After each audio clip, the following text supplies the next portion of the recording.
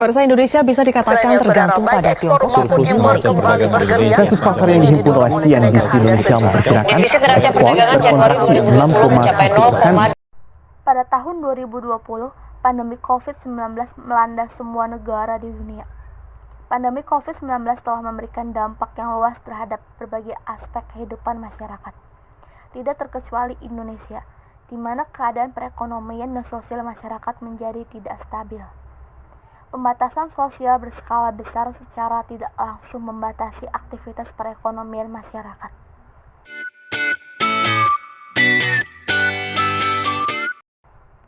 Aktivitas perdagangan internasional juga tidak luput terkena dampak pandemi COVID-19. Kebijakan pembatasan sosial berskala besar di negara kita maupun kebijakan lockdown di negara lain membuat aktivitas perdagangan internasional menjadi melambat. Hal tersebut juga membuat kinerja ekspor selama tahun 2020 menjadi menurun. Perkembangan ekspor secara bulanan selama tahun 2019 sampai 2020 disajikan pada gambar. Pada gambar tersebut dapat dilihat bahwa pengaruh pandemi COVID-19 terhadap kinerja ekspor Indonesia mulai dirasakan pada April 2020. Pada bulan tersebut, ekspor Indonesia menurun 13,34% dibandingkan Maret 2020. Tren penurunan juga terjadi pada Mei 2020.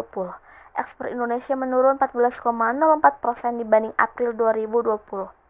Selama tahun 2020, ekspor Mei merupakan ekspor yang nilainya paling rendah, yaitu hanya mencapai 10,45 miliar US dollar. Pada Juni 2020, kinerja ekspor Indonesia mulai menunjukkan perbaikan.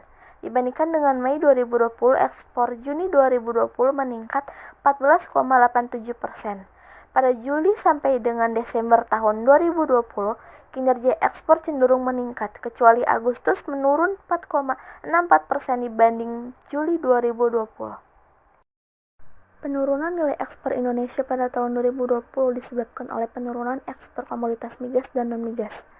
Pada tahun 2020, nilai ekspor komoditas migas mencapai 8,2 miliar US dollar atau menurun 30,01% dari tahun 2019. Sedangkan nilai ekspor komoditas non-migas pada tahun 2020 mencapai 154 miliar US dollar atau menurun sebesar 0,61% dari tahun sebelumnya. Nilai ekspor sektor pertanian pada tahun 2020 meningkat sebesar 506,6 juta US dollar atau naik 14,02% dibandingkan tahun 2019. Kenaikan ini terutama disebabkan naiknya ekspor komoditas cengkeh, hasil hutan bukan kayu lainnya, dan sarang burung yang masing-masing naik sebesar 61,72%, 56,98%, dan 48,47%.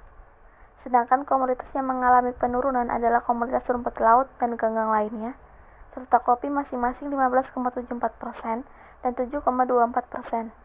Meskipun menurun, komoditas kopi tetap menjadi produk andalan sektor pertanian dengan kontribusinya terhadap total pertanian pada tahun 2020 mencapai 19,64%. Nilainya mencapai 809,2 juta US dollar. Ekspor sektor industri pengolahan Indonesia mempunyai kontribusi yang paling besar terhadap total ekspor non-migas Indonesia. Pada tahun 2020, kontribusinya mencapai 80,33%. Ekspor hasil sektor industri pengolahan tahun 2020 menunjukkan kondisi yang lebih baik dibandingkan tahun sebelumnya, yaitu meningkat sebesar 2,91%. Komoditas ekspor yang menjadi andalan pada sektor industri manufaktur adalah komoditas minyak kelapa sawit. Pada tahun 2020, komoditas ini mempunyai kontribusi sebesar 14,07% terhadap ekspor sektor industri manufaktur dengan nilai ekspor sebesar 18,4 miliar US dollar. Komoditas ini sebagian besar diekspor ke India, Tiongkok, dan Pakistan, masing-masing sebesar 2,9 miliar US dollar, 2,8 miliar US dollar, dan 1,6 miliar US dollar. Pada tahun 2020, ekspor hasil pertambangan mencapai 19,7 miliar US dollar. Jika dibandingkan dengan tahun sebelumnya, ekspor hasil pertambangan mengalami penurunan sebesar 20,75%. Penurunan ini disebabkan oleh penurunan ekspor komoditas batu bara, lignit, dan biji zirconium. Di sisi lain, ekspor komoditas biji tembaga dan biji besi mengalami peningkatan. Ekspor Ekspor komoditas hasil pertambangan mempunyai peranan 12,73% terhadap total ekspor non-migas Indonesia. Komoditas batu bara merupakan komoditas ekspor unggulan dari sektor pertambangan Indonesia. Pada tahun 2020, ekspor komoditas ini mempunyai peranan sebesar 73,67% terhadap ekspor sektor pertambangan dan nilai ekspornya mencapai 14,5 miliar US dollar.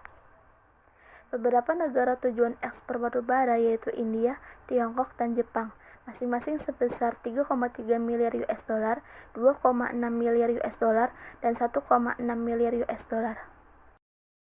Nilai ekspor Indonesia ke negara-negara ASEAN pada tahun 2020 memiliki peranan sebesar 22,32%. Ekspor ke kelompok negara ini menunjukkan adanya penurunan sebesar 12,17% dibanding 2019. Ditinjau dari distribusi ekspor ke berbagai wilayah perdagangan dunia, sebanyak 73,09% barang ekspor Indonesia dipasarkan ke negara kelompok ekonomi negara-negara APEC, dan pada tahun 2020 mengalami pertumbuhan negatif sebesar 3%. Dalam kelompok ini, negara penyumbang devisa nasional terbesar adalah Tiongkok, Amerika Serikat, Jepang, Singapura, dan Malaysia. Kelima negara tersebut mempunyai kontribusi sebesar 50,76% terhadap ekspor nasional. Ekspor Indonesia ke Uni Eropa memiliki kontribusi sebesar 8,02% dari total ekspor Indonesia. Di antara negara kelompok Uni Eropa, ekspor Indonesia ke Belanda, Jerman, dan Italia menduduki posisi teratas di mana pada tahun 2020 ekspor ke masing-masing negara sebesar 3,1 miliar US dollar, 2,4 miliar US dollar, dan 1,7 miliar US dollar.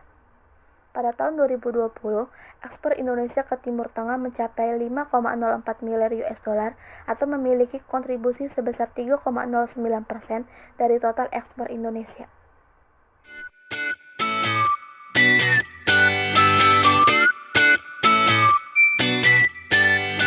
Dari segi impor, ternyata COVID-19 tidak hanya berdampak pada ekspor Indonesia, tetapi juga berdampak pada besaran impornya. Dibuktikan dengan nilai impor seluruh golongan penggunaan barang selama bulan Januari hingga September 2020 turun dibandingkan periode yang sama tahun sebelumnya. Total impor Indonesia selama 2020 senilai 141,57 miliar US dollar, terdiri dari impor migas 14,26 miliar US dollar dan non-migas 127,31 miliar US dollar. Dibandingkan dengan tahun 2019, total nilai impor turun 17,34%, yang disebabkan oleh berkurangnya impor migas 7,63 miliar US dollar atau setara dengan 34,86% dan non-migas 22,8 miliar US dollar atau setara dengan 14,78%. Selama 2020, nilai impor Indonesia dari 10 negara tersebut mencapai 101.961,3 juta US dollar atau 72,02% dari total impor Indonesia. Nilai tersebut sebagian besar disumbang oleh Tiongkok 39.634,7 juta US dollar atau 28% dan Singapura 12.341,2 juta US dollar atau 8,72%. Tiongkok masih menjadi negara asal impor terbesar selama 2020, senilai 39.634,7 juta US dollar. Dibandingkan dengan tahun sebelumnya, nilai impornya turun 5.295,9 juta US dollar atau 11,79%. Impor di negara ini didominasi oleh pesawat telekomunikasi dan bagiannya senilai 4.683 juta US dollar, naik 3,99% dibandingkan dengan tahun sebelumnya. Transaksi perdagangan impor terbesar selama 2020 berasal dari kelompok negara APEC lainnya, yakni mencapai 48,76% atau senilai 69.021,2 juta US dollar. Kelompok negara ASEAN berada di urutan kedua senilai 29.832,8 juta US dollar atau 21,7%. Diikuti oleh kelompok negara NAFTA senilai 10.465,1 juta US dollar atau 7,39%, dan kelompok negara Uni Eropa senilai 10.184,8 juta US dollar atau 7,19%. Sedangkan kelompok negara lainnya berkontribusi senilai 22.064,9 juta US dollar atau 15,59%.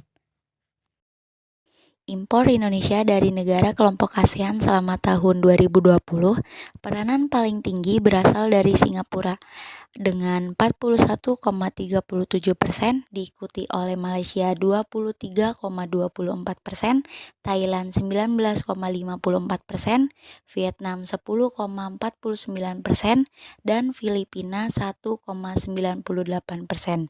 Sementara peranan dari 4 negara lainnya masih di bawah 1%.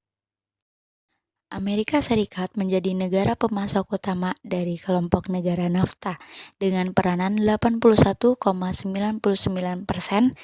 Sementara itu, impor dari Kanada dan Meksiko masing-masing 15,44% dan 2,57%.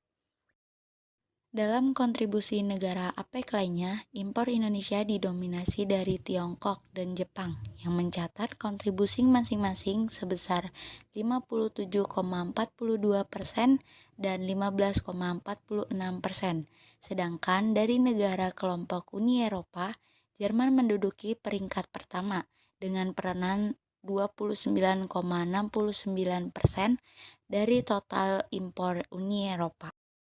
Yang pertama, impor menurut golongan penggunaan barang. Pada 2020, impor Indonesia masih didominasi oleh bahan baku atau penolong dengan nilai 103.209,9 juta US dollar atau memberikan peran 72,90%. Sementara itu, impor barang modal berperan senilai 23.702,2 juta US dollar atau 16,74%. Barang konsumsi merupakan golongan barang yang paling sedikit diimpor Indonesia, yakni senilai 14.655,7 juta US dollar atau 10,35%. Dilihat pertumbuhannya, seluruh golongan penggunaan barang ekonomi mengalami penurunan nilai impor selama tahun 2020. Terjadi penurunan barang impor konsumsi senilai 1.798,3 juta US dollar atau 10,93%, bahan baku atau penolong senilai 23.145,6 juta US dollar atau 18,32%, dan barang modal senilai 4.763 juta US dollar atau 16,73%. Yang kedua, impor menurut golongan barang SITC 1 digit. Mesin dan alat angkutan merupakan kelompok komoditi yang paling banyak diimpor pada tahun 2020 dengan nilai 46.743,1 juta US dollar, turun 16,35% dan memberikan kontribusi 24,77% dari total impor. Kelompok SITC terbesar berikutnya adalah hasil industri pabrik senilai 22.768 juta US dollar, turun 24,10%, dan bahan kimia 21.491,4 juta US dollar, turun 10,99%.